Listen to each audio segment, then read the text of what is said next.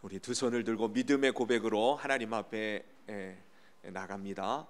날마다 더하시는 주님을 찬양합니다. 날마다 더하시는 주님을 찬양합니다. 오늘도 더하실 주님을 기대합니다. 오늘도 더하실 주님을 기대합니다. 주께서 더하시는 복된 삶을 살겠습니다. 주께서 더하시는 복된 삶을 살겠습니다. 옆에 분들 축복하십시다. 더하시는 축복의 주인공 되십시오.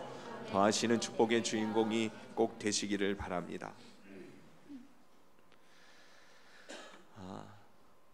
목양실에 가면 여러 권의 책들이 이렇게 서재에 이렇게 꽂혀 있어요. 그런데 그 목양실에 꽂혀 있는 그 수많은 책들 중에 사실 가끔 다시금 읽어보는 책들이 몇 권이 있습니다.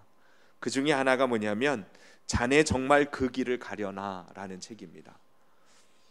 아마 대부분의 보통의 평신도들은, 성도님들은 잘 읽어보지 못했던 책일지 모르는데 신학생들은 거의 필독서처럼 많이 읽혀지는 그런 책이기도 합니다. 자네 정말 그 길을 가려나. 그게 무슨 말이겠어요?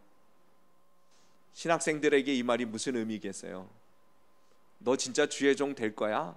그 말이에요. 자네 정말 그 길을 가려나.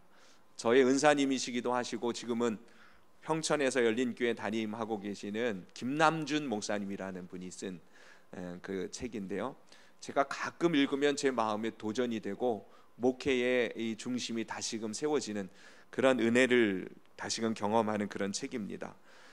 본래 목회를 준비하는 신학생들에게 이 목사님이 애끓는 마음으로 쓴 책이 바로 이 책입니다. 저는 이 책이 집필되어지고 나온 다음에서야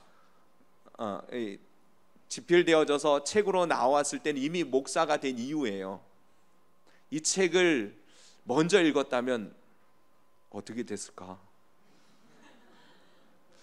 싶은 생각이 들 만큼 아주 강력한 도전을 주는 그러한 책입니다. 실제로 그 목사님이 우리 구약학 교수님이셨는데 학교를 처음 들어갔어요. 신학생들 처음에 들어갈 때 이 가슴이 불덩어리예요. 예? 어떻게 복음을 전할까? 하나님 주신 이 사명을 어떻게 감당할까? 학교에 신학교를 딱 갔는데 이 분위기가 낯설면서도 좋은 거예요. 왜냐하면 고등학교 때까지 그런 분위기가 아니었거든요. 학교를 딱 갔는데 첫 수업 시간 시작하기 전에 누가 앞에 나와가지고 찬양을 인도를 하더라고요. 푸른 바다 나선이 이 찬양을 막 나의 죄를 정케 하사 주의 일꾼 삼으신 막 이런 찬양을 막 부르는 거예요. 얼마나 마음이 뜨겁겠어요. 근데 첫 시간 교수님들 이렇게 돌아가면서 하는데 그 구약 개론이라고 하는 시간에 이 김남준 목사님이 들어오셔서는 첫 시간에 하는 얘기가 뭐였냐면 너네들 하나님의 소명 받고 온 거 맞냐? 환경 사업하다가 망해서 왔다거나 부모님이 일찍이 어렸을 때부터 하나님 앞에 헌신하고 드려져서 왔다거나 공부를 좀 못해서 왔다거나 다른 것 할 거 없어서 왔다거나 그런 사람들은 오늘 당장 이 수업이 끝나는 대로 교학처 가서 자퇴하기 바란다. 그 얘기하는 거예요. 그러면서 막 1시간 동안 왜 목회자가 되면 안 되는지에 대한 이야기들을 막 쏟아붓는 거예요. 그 얘기 들을 때 막 마음에 도전이 되는 거예요. 정말 내가 하나님의 부르심을 입은 게 맞은 건가? 난 정말 자격이 있는가? 수업이 딱 끝났는데요, 2가지 반응이에요. 어떤 학생들은 무릎을 꿇고 회개하면서 하나님의 은혜 안에 다시금 나를 부르신 주님의 그 부르심이 무엇인지를 확인해야 되겠다고 기도하는 사람이 있는가 하면, 한 부류의 사람들은 뭐야, 신학교 와서 하나님 복음 전하기 위해서 왔는데 지금 와서 이딴 소리해서 우리의 사기를 이렇게 꺾어 놓을 수 있는 거야? 막 그러면서 반발심에 이렇게 반발하는 무리들이 있었어요. 자네 그 길을 가려나 하는, 정말 그 길을 가려나 하는 그 책은 그때 그 목사님이 우리들에게 들려줬던 그 이야기들을 책으로 써놓은 그런 내용들입니다. 철저히 준비되어지지 않으면 주의 종으로서 부르심을 다시 한번 생각하라는 거예요. 목사가 된 이후에 이 책을 읽었을 때요, 얼마나 다행인지 그런 생각이 들더라고요. 목회자가 되려면 정서적으로 준비되어져야 되고, 지식적으로도 준비되어져야 되고, 인격적으로도 준비되어져야 된다. 그리고 영적으로도 준비되어져야 된다. 그리고 가장 강조하는 부분이 바로 이 영적인 부분입니다. 그러면서 이 영적인 준비에 있어서 그 준비의 목표는 뭐냐면 균형 잡힌 그리스도인이 되는 것이 아니다. 균형 잡힌 그리스도인이 되는 것이 아니라 성령 충만한 그리스도인이 되어야 한다. 목회자가 되기 전에 있어서 먼저 중요한 것이 있으니 모든 면에 있어서 골고루 실력과 능력을 갖춘 그러한 탁월한 사람이 되기 이전에 하나님의 영으로 성령으로 충만한가를 먼저 확인해야 할 것을 말하고 있는 것이에요. 저는 이게 목회자에 관한 이야기만이 아닌 줄로 압니다. 오늘날 하나님의 백성인 성도로 부름받은 우리 모두는요, 참된 그리스도인으로 하나님의 사람으로 이 땅에 하나님이 살아계시고 그분이 지금도 우리를 위하여 역사하고 계시는 생생한 살아계신 하나님의 증거자로 증인으로 우리의 삶을 바로 살아가기를 원한다면 우리는요, 우리의 목표가 균형 잡힌 그리스도인이기 이전에 성령 충만한 그리스도인이 되기를 구해야 될 줄로 믿습니다.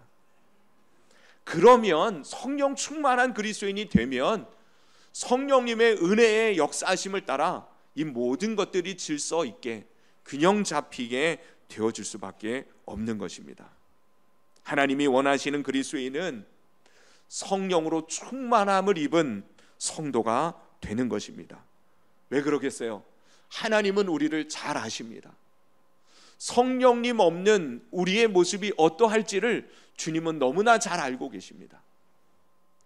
성령으로 충만하지 못한 성도의 삶이 얼마나 비참할지, 얼마나 나약할지, 얼마나 힘들고 짐스러울지를 주님은 아시는 것이에요. 그러니 여러분, 예수님을 믿는다고 하면서도 성령으로 충만하지 못하면 삶이 안 믿는 사람보다 더 괴로운 삶의 자리에 이르기도 하는 것이에요.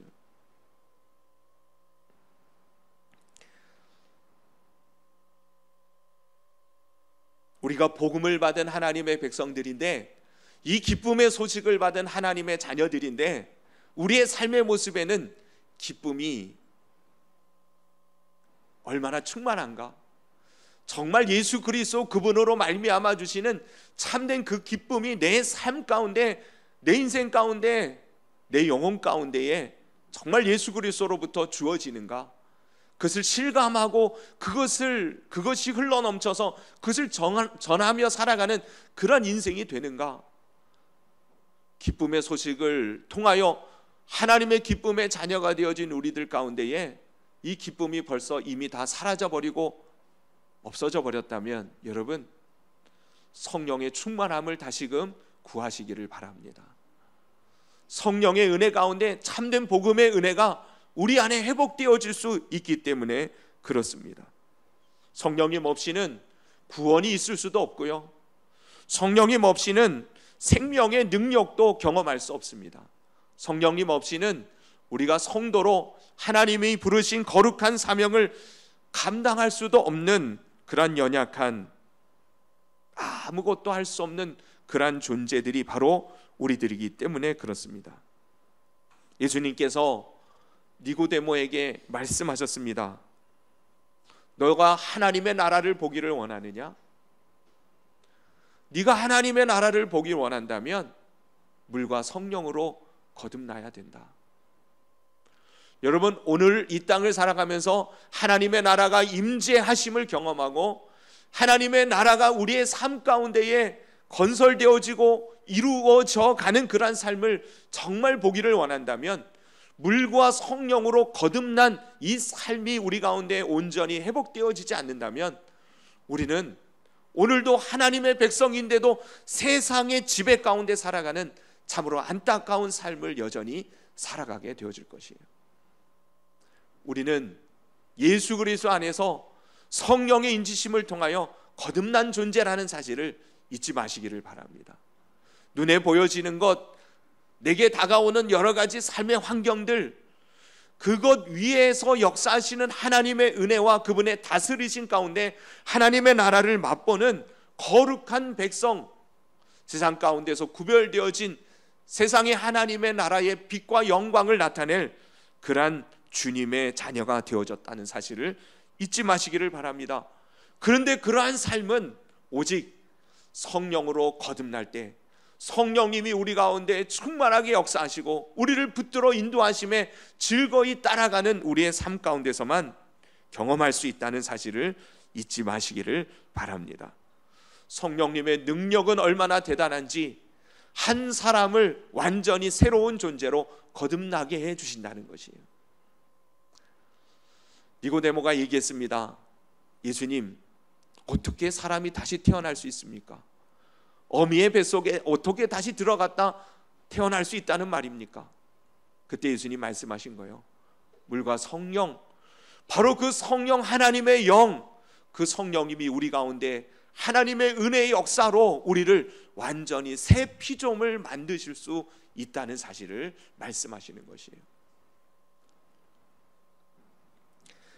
내 삶은 왜 이렇게 변하지 않을까? 내 성질은 왜 이렇게 죽지 않을까? 내 인생은 왜 이렇게 여전할까? 여러분, 성령님이 임하시고 그분의 능력이 나타난다면 우리의 삶에는 하나님의 영광이 깃들고 주님의 다스리심의 평강이 넘치는 삶으로 반드시 기필코 변화되어 줄 줄로 믿으시기를 바랍니다. 그러니 문제는 뭐예요? 내 안에서 역사하시는 그 성령의 일하심이 내게 경험되어지고 실감되어지고 내가 그 주님을 날마다 맛보며 살아가는가, 그것이 관건인 것이에요. 저는 오늘 주님 앞에 나와 은혜의 복된 날, 이 주님의 날에 예배하는 저와 여러분들에게 하나님의 복음의 은혜로 주어지는 것이 바로 성령의 충만한 은사와 능력으로 함께 해주시는 것이라고 믿습니다. 저는 오늘 이 시간 예배를 통해서 성령 충만함을 받고 돌아가는 우리 모든 성도들 될 수 있기를 간절히 바랍니다. 로마서 8장에는 그렇게 성령의 생명의 법 안에서 거듭난 존재들이 어떠한 삶을 살아가게 되어질지에 대해서 아주 분명하게 말씀하시는 내용이 나오죠. 로마서 8장에는 여러 가지 많은 아버지라고 하나님의 백성들이 이제는 그분을 부르며 성령 안에서 하나님 기뻐하시는 새 삶을 살게 되어질 것을, 그리고 성령님이 우리 안에서 말할 수 없는 탄식으로 우리를 도우시니 우리는 결국은 주님이 계획하신 대로 정하시고 택하시고 부르시고 우리를 영화롭게 우리의 삶을 인도해 주실 것을 말씀하십니다. 그러면서 하시는 말씀이 뭐예요? 그 아들까지도 아끼지 아니하시고 우리를 위해 내어주신 그분이 우리를 위하여 무엇을 주시지 않겠느냐? 성령의 능력으로, 주님의 사랑으로 결국 우리를 이 세상 모든 것 가운데 넉넉히 이기게 하실 것이다.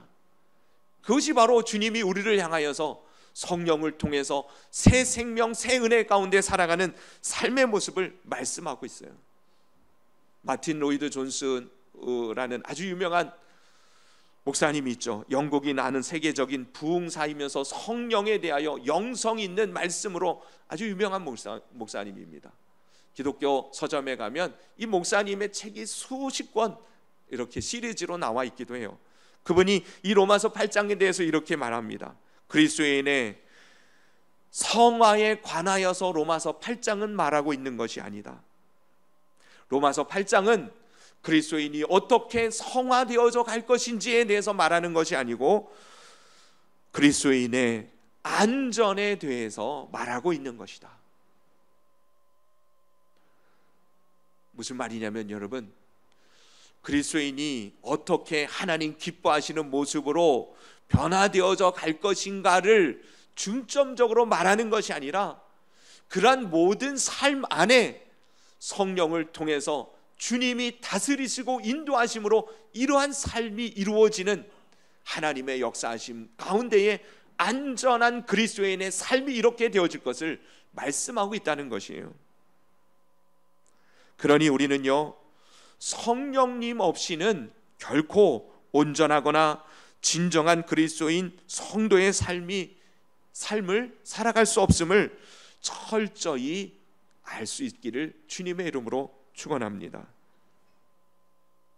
하늘의 기쁨을 누리고 주님의 영광을 나타내는 능력이 있고 놀라운 삶의 변화, 그래서 하나님을 증거할 수밖에 없는 삶의 이유들로 넘침으로 찬송이, 감사가, 기쁨이 넘치는 이 모든 삶은 바로 오직 성령님의 역사와 인도하심을 통해서 가능하게 되어지는 것이에요. 저는 여러분들이 주님 앞에 나올 때마다 이 복음의 은혜에 소망을 품게 되기를 간절히 바랍니다. 슬픔으로 나오셨습니까? 절망 가운데 나오셨어요? 아니면 무뎌진 아무것도 기대함이 없는 그러한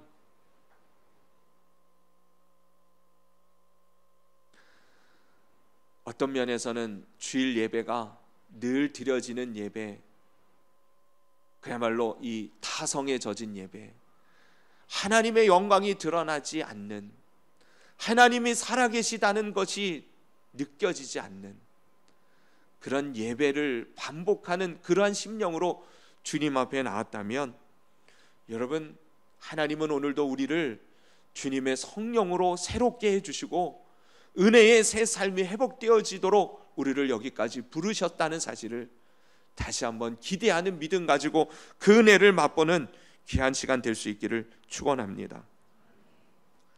오늘 본문은 스가랴에게 나타난 하나님께서 이 마지막 때에 하나님의 역사가 어떻게 이루어질지에 대해서 말씀하신 내용이에요. 구체적으로 역사적으로는요, 이스라엘 백성들이 죄를 짓고 하나님을 도무지 섬기지 아니하니 하나님이 그들에게 매를 드시는 거예요. 채찍을 드셔서 바벨론에 의하여 그 나라가 멸망을 당하죠. 그리고 바벨론에 의하여 다 뿔뿔이 흩어진 이 민족, 포로로 끌려갔던 그 유대인들이 70년의 세월이 지난 이후에 하나님께서 그 백성을 돌아보시고 다시금 은혜의 약속의 땅으로 인도하십니다. 그리고는 수룹바벨이라고 하는 사람을 통해서 예루살렘 성전을 다시금 건축할 수 있도록 그런 계획 가운데 그들을 인도하시죠. 그런데요, 수룹바벨을 통해서 이 성전이 건축되어져 가던 이 과정 속에서 그 주변의 나라 사람들이 끊임없이 방해 공작을 펴는 거예요. 계속해서 하나님의 일들을 이루지 못하도록 방해하고 해방하고 모욕하고 때로는 모함하고 말이에요. 여러분, 우리가 하나님의 백성으로서 주님이 주신 그 사명을 따라 하나님의 영광의 거룩한 일들이 나의 삶 가운데 이루어지기까지 사실 우리의 삶에는요, 끊임없는 방해하는 악한 사단의 세력이 있음을 늘 우리는 인식하며 살아가야 할 것이에요. 그러니 여러분, 예수님을 믿고 난 다음에 아무 문제가 없는 편안한 삶이 계속되어질 것을 여러분 기대하지 마세요. 그렇다면 늘 고난이 오고 아픔이 있고 어려움 삶만 계속되어지느냐? 그게 아니에요. 그러한 아픔과 고난과 어려움 속에서도 결국은 주님께서 우리에게 하나님이 약속하신 바를 주님은 반드시 이루어 주실 것입니다. 그 과정 속에서 하나님이 우리들에게 깨닫게 해주시기 원하시는 것이 있으니 그건 바로 이 고난과 아픔과 어려움의 역경 속에서 그럼에도 불구하고 주님을 철저히 신뢰하고 하나님의 은혜를 구하며 나아갈 때 그 믿음의 사람은 결국 승리하게 되어진다는 것을 알기를 원하시는 것이에요. 주님께서 말씀하십니다. 너의 힘으로 이것들을 행하려고 했느냐? 너의 능력과 너의 지식과 경험과 실력으로 이 일을 할 줄로 알았느냐? 그들은 낭망합니다. 실망하고 실족했습니다. 그래서 성전을 건축하다가는 중단해 버렸어요. 하나님이 선지자를 통해서 말씀하시는 겁니다. 너의 힘으로 네 능력을 의지해서 그 일을 해보려고 했지만 상황이 그것을 허락하지 않으니 스스로 낭망하고 넘어져 있는 너희들, 이제 정말 깨닫기를 원한다. 이 모든 것은 힘으로 되는 것이 아니다. 개인의 실력이나 능력으로 되는 것이 아니다. 오직 나의 영으로 되느니라. 여러분, 우리를 향한 하나님의 뜻과 그 계획하심은 하나님의 영이 함께할 때에 완성되어지고 성취되어진다는 사실을 잊지 마시기를 바랍니다. 하나님 내게 주신 분명한 비전이 있습니까? 주신 말씀의 소망이 있습니까? 그렇다면 여러분, 그것을 이루기 위하여 우리가 할 수 있는 일이 무엇이겠어요? 우리의 능력과 우리의 힘을 전혀 쓰지 말라는 일이 이야기가 아니에요. 성령의 충만함을 받고 그분의 인도함을 따라 우리에게 허락하신 능력과 힘을 발휘하라는 것이에요. 성령을 생각하지 아니하고 성령님의 인도하심을 받지 아니하고 내 능력과 내 힘으로 해결해 보려고 하는 순간 우리는 우리 자신 스스로에게 낙심하고 실족하고 낭망할 뿐입니다.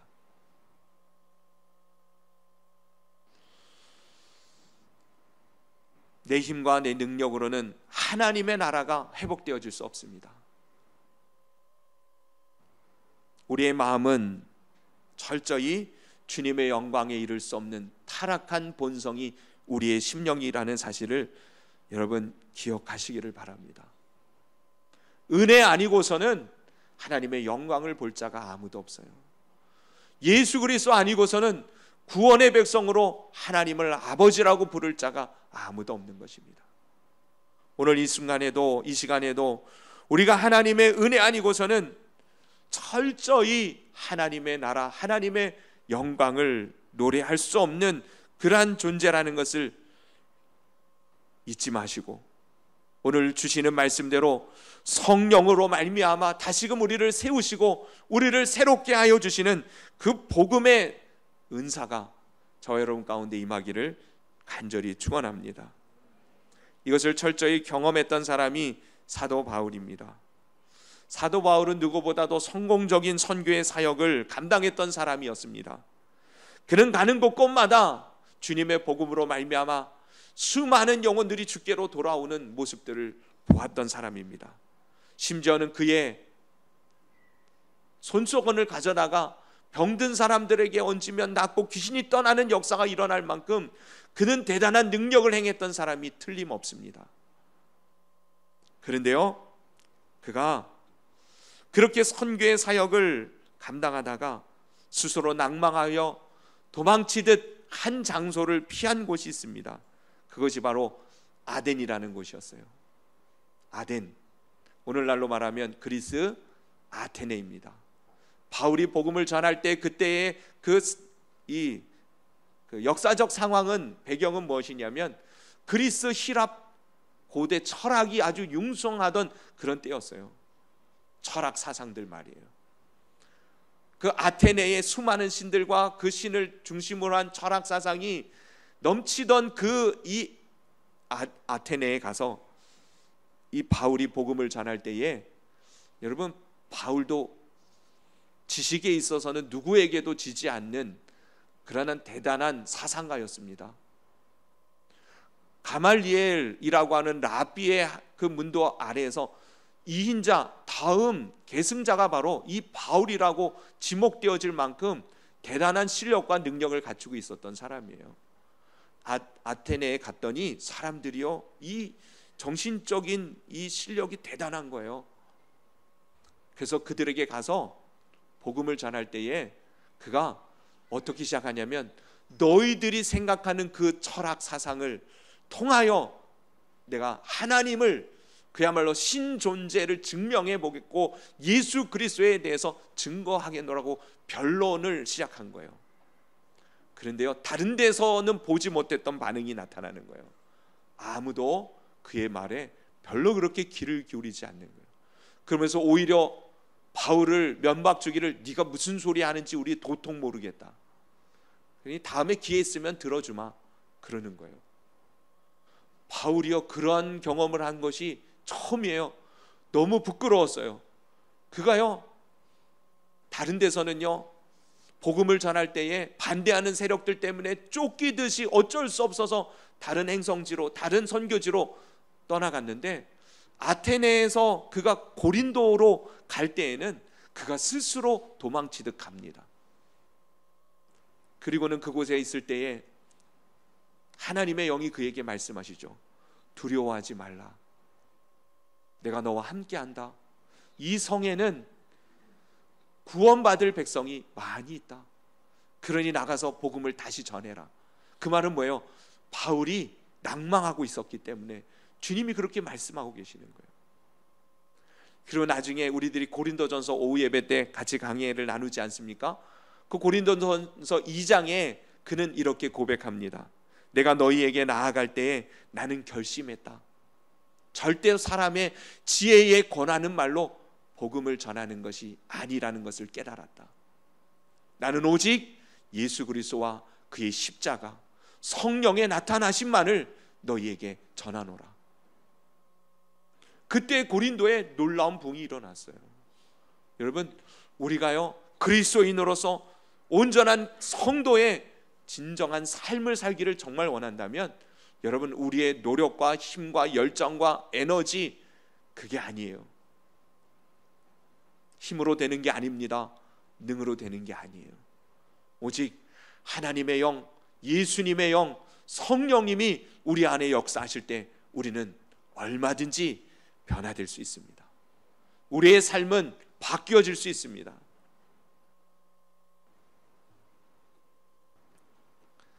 오늘날 교회가, 성도가 빛을 잃고 맛을 잃고 몸이 건조한 신앙생활을 살아가게 되어지는 가장 근본적인 이유는 바로 여기에 있습니다.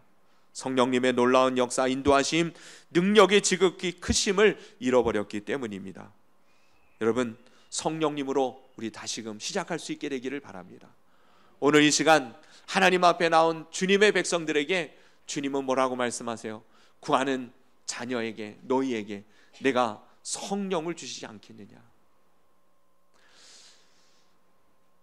천부 하늘에 계신 우리 아버지께서 구하는 너희에게 더 좋은 것 성령을 주시지 않겠느냐. 여러분, 오늘도 성령님의 능력은 우리가 상상하는, 아니 상상할 수 없는 능력으로 우리를 바꾸고 변화시키실 수 있는 그 능력임을 믿으시기를 바랍니다. 믿지 않으면 아무런 일도 일어나는 것이 아니에요. 저는 믿습니다. 오늘도 반드시 이 예배를 통해서 회복되어져 하나님 영광 받으실 영혼들이 있음을 믿습니다. 저는 제가 그 주인공이기를 바라고 우리 성도들이 한 사람도 빠짐없이 그 축복의 은혜, 성령의 은혜를 받는 그런 사람 되기를 간절히 바랍니다. 우리가 정말 그 믿음을 가지고 주님 앞에 나아갈 수만 있다면 하나님은 하나님의 그 능력을, 성령을 통해서 우리 가운데 오늘도 보여주실 것이에요. 믿으시기 바랍니다. 정말 믿으십시다. 성령의 능력, 우리에게 부어주시는 성령의 그 은혜, 그것이 나를, 나의 삶을, 내 인생을, 우리 교회를, 우리 가정을 완전히 바꾸실 수 있음을 정말 믿고 그 성령님의 은혜를 구하시기를 바랍니다.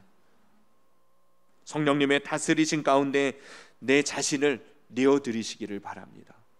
성령님이 일하셔야 되는데 자꾸 우리가 먼저 앞서면 성령님은 보고 계시는 거예요. 주님께서 행하실 수 있도록, 몇 주 전에 얘기했잖아요. 어느 지혜로운 꼬마 여자아이가 주인이 주는 게 더 많이 가질 수 있는 것을 깨달았던 것처럼 우리의 인생 주님이 주인 되시고 컨트롤하시고 인도하시면 우리의 삶은 얼마든지 하나님의 영광의 도구가 될 수 있음을 믿습니다. 배운 게 없어서 안 된다고요? 성질이 더러워서 안 된다고요? 가진 게 없어서 못 한다고요? 실력이 안 된다고요? 여러분, 다 이유가 될 수 없습니다. 하나님 앞에 성령으로 충만함을 구하시기만 하십시오. 성령님께 온전히 믿음으로 여러분들의 삶을 내어드리기만 하십시오. 그리고 성령님의 일하심을 기뻐 찬송하고 증거하는 삶이 회복되기를 주님의 이름으로 축원합니다. 전도 집중 기간인데요, 무엇으로 주님을 증거하겠어요? 내가 열심히 살아간 삶의 흔적을 다른 사람들에게 교훈으로 남기겠습니까? 아니요. 나를 완전히 거듭나게 하신 그 성령님의 그 은혜를 증거할 수 있게 되기를 바랍니다. 그래야 그 영혼이 하나님의 그 은혜에 귀를 기울이는 것이에요. 주께로 돌아오게 되어지는 것입니다. 오늘 이 시간 주시는 말씀대로 오직 나의 영으로 되느니라 하신 이 말씀이 우리의 삶 가운데, 우리의 영혼 가운데 임하고 이루어지고 열매를 맺어가는 귀한 역사가 시작되기를 예수님의 이름으로 축원합니다. 제가 같이 기도드리시겠습니다. 오늘 주님 앞에 나오면서 여러분 무슨 기대가 있었습니까? 믿음은 기대함으로부터 시작되어지는 거예요. 믿음으로 드리지 않는 예배라면 아무 소용없습니다. 시간 낭비예요. 여기 와 앉아 있을 이유 없는 것입니다. 근데 믿음으로 주님 앞에 드리기를 원해서, 하나님 앞에 예배 드리기 원해서, 그리고 주님께서 우리의 이 예배를 받으시고 하나님께서 하나님 되심의 역사들을 우리 가운데 나타내 주실 것을 정말 기대하며 나왔다면 하나님은 우리의 그 기대를 저버리시지 않습니다. 믿음으로 이 시간 구하십시다. 이 시간이 바로 오늘 이 시간이 구원의 날이고 은혜의 시간입니다. 이 시간 주께서 주신 말씀대로 주의 영으로 우리를 다스려 주소서. 주님의 성령으로 우리를 충만케 하여 주옵소서. 주님의 영이 우리의 마음과 생각과 감정조차도, 우리의 지식과 우리의 성향조차도 온전히 주장하여 주실 때 우리는 거듭날 수 있고 우리는 하나님의 영광을 드러내는 인생으로 변화될 수 있음을 믿고, 그렇게 이 시간 성령이 충만하신 은혜를 구하며 나가십시다. 여러분들의 성령으로 변화되어진 모습이 하나님께 영광 되어질 것입니다. 오늘 이 시간 그렇게 주신 말씀 붙들고 주님 앞에 기도하며 나가십시다. 기도드리겠습니다.